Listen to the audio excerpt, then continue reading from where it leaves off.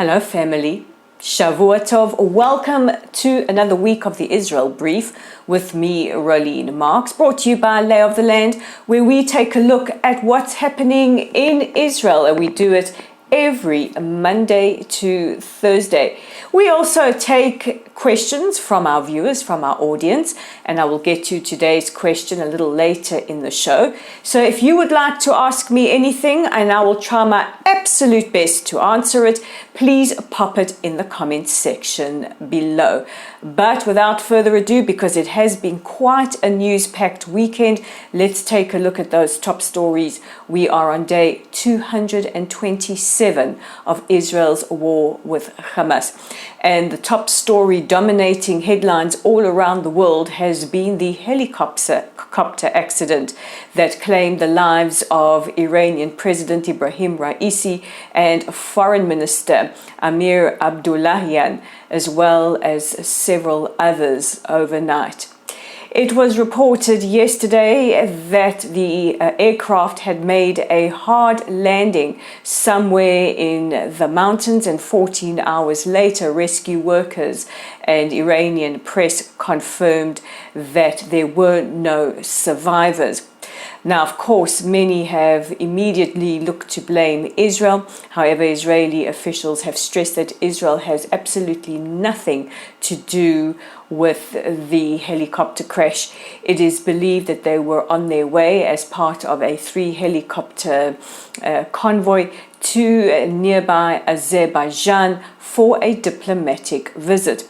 And of course, many are asking what happens now. We know that Ibrahim Raisi, known as the Butcher of Tehran for the oppressive way that he ran the Iranian regime, executing people with barely a trial, the persecution of women. We all can't forget the infamous case of Mahsa Amini, who did not wear her hijab correctly and died in police custody, as well as so many other incidents, notwithstanding Iran being the world's biggest sponsor of terror and are the sponsors of proxies Hezbollah and Hamas, who are currently engaged in war with the state of Israel. So everybody's asking what will happen now. Raisi was tipped to be the natural successor of the Ayatollah al-Khamenei, and now that we have a power gap, who will take his place? A lot of conjecture, a lot of predictions. However, the Ayatollah has said that the government will run uninterrupted. Meanwhile, yesterday in Iran, a request for prayers went out to the regime. However, many Iranians took to the streets of regions around the country, as well as around the world, to celebrate the death of Raisi, many setting off fireworks in Iran. Now, what is very interesting is that wherever you see a pro-Israel rally, you will see Iranians coming to support us with the old Iranian flag, with the big lion and the sun in the middle. And it is because we know exactly what we are dealing with. Meanwhile, world leaders from certain countries and heads of terror organizations have expressed their condolences. Naturally, South Africa, who is a major ally of Iran and is believed to have received a lot of money conveniently close to the proceedings at the International Court of Justice. Both President Cyril Ramaphosa and Foreign Minister Naledi Pandor expressed their condolences, and it's going to be interesting to see how things progress on that side. Over the weekend, the IDF had announced that they had recovered the bodies of 4 hostages inside the Gaza Strip. Now, the IDF did not elaborate too many details, and I see a lot of discussion on social media. Why aren't they telling us? Please understand, Israel is at war, and any intelligence gives away very, very important information with regards to securing the release or the recovery of hostages. The IDF actually appealed to people to please only take news from official sources, especially with regards to the hostages.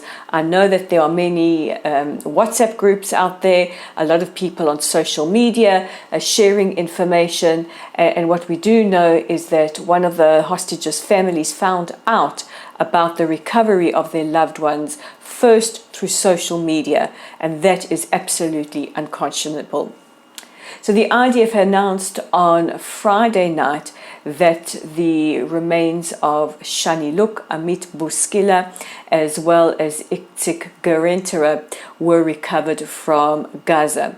The next day, they confirmed that they had recovered another body, Ron Benjamin, also in the Gaza Strip, and the four had been brought back to Israel, and DNA confirmed that indeed they were who they were. Funerals were held yesterday for Shani, Amit and Itzik, and later on today Ron will be laid to rest. Now Shani Luk became the image seen around the world of the atrocities committed by Hamas.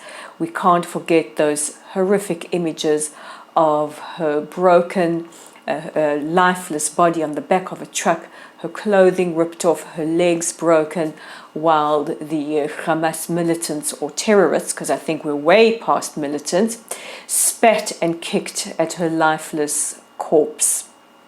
Her parents described receiving her body as closing the circle, and that while for 7 months her spirit has been free, now she can be laid to rest. President Herzog sent a personal message saying that she is the girl who just wanted to dance. We send our deepest condolences to all of the families and their loved ones. May their memories be eternally blessed, and Hashem Yankum Damam. There are now 128 hostages in the Gaza Strip. Last week, the IDF announced to families of Thai workers that they had been killed on the 7th of October and their bodies taken into the Gaza Strip.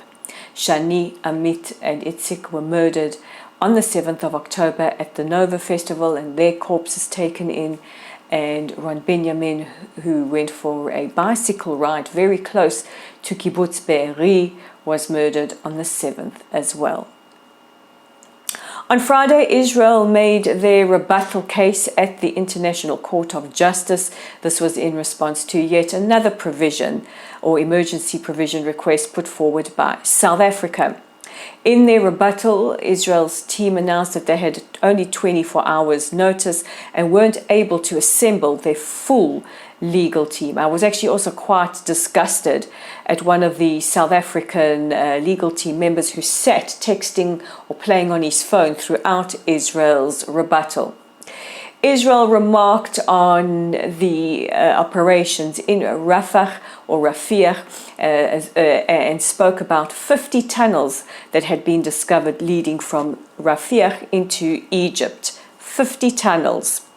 They also spoke about the fact that the bodies of 4 hostages had been recovered and that the civilian death toll had been halved by the United Nations Office for the Commission of Humanitarian Aid.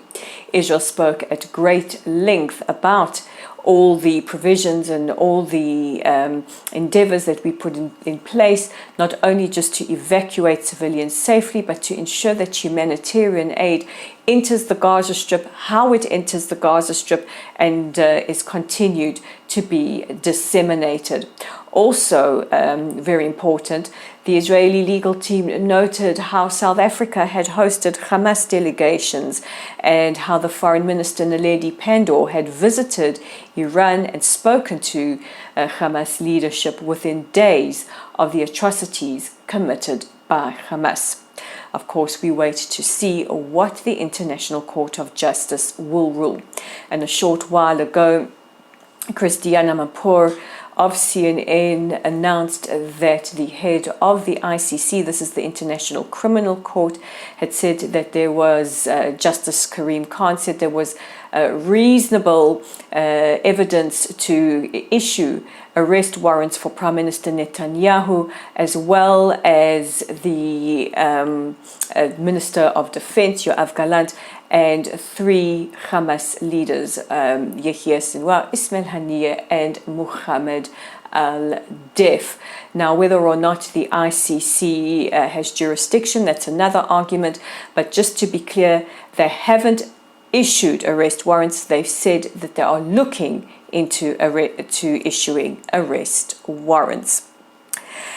And finally, what can only be described as chilling child abuse, the IDF released footage that they had found in Gaza of former child hostages, Daphna and Ella Eliakim, just 8 and 15 years respectively, being forced on camera to call for the immediate release of the hostages. This is while they were still in captivity, and they say on camera how they are made to say this by Hamas. They were released after 50 days as part of a temporary ceasefire in November, but the family wanted the world to see the footage so they will see the extent of abuse and psychological warfare that Hamas wage on the people of Israel, using children, little girls, as propaganda. Absolutely horrific. And we always say if they will do it to our children, they will do it to their children, and they do. So now for today's audience question, and it comes from Carol Zimmerman in South Africa, wanting to know how I am able to broadcast without losing my emotions. Well, it's not easy, guys. As you saw last week, some broadcasts are very, very difficult to do. However, as a journalist and with professional training, I am able most of the time to compartmentalize the news and my feelings, but when I'm off camera or off microphone, that's a whole other story altogether. And I will say that for 227 days, there has not been a day where I have not cried. And I think I'm just like anybody else in this country. So a reminder, if you do have your audience questions, stick them in the comments section below and I will do my best to get to them. And in the meantime, check out our website at www.layoftheland.online. Our Facebook page is at Lottel Site. Welcome new followers, new family members, because we are family here on the Israel Brief. Our YouTube channel is here at the Israel Brief. Please click on the like, the share, the subscribe. You guys, you're pros at this. I don't need to tell you what to do. And we are on X at Lay of the Land 5.